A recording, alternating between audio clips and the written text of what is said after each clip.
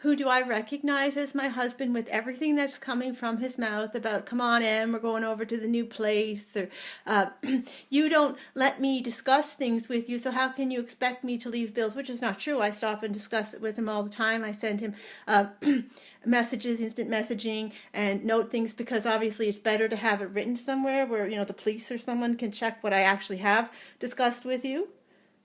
Myself, Linda Hicks, now Loader.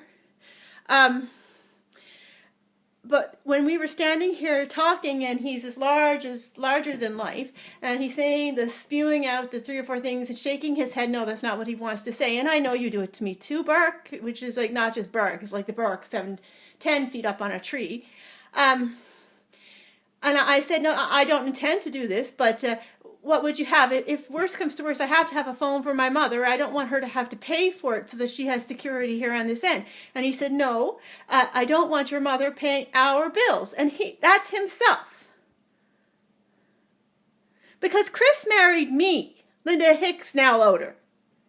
Not somebody else who in this town, which is sadly proving itself more and more every day, is just a bunch of cackling coyote girls, which is a sin because someone put them in that position too, clawing after a man who looks like he has a job. And they know the insides and out of every rule is once Linda gets her share, and if I can walk Linda out, put the sign on the lawn, and share the house and sell the house and divide everything up, sell it all on the lawn before she gets to court, by holding her head down, and yes, I've been affected too, then she's out free and clear in a friendly separation or a friendly divorce, which she never ever would have agreed to. But I can baffle her by her being afraid of her child, or afraid that she'll be left and her stuff won't have anywhere to be put, or she'll look dirty if we come in and everything is not tidied up or put away or painted. Who cares? We are humans.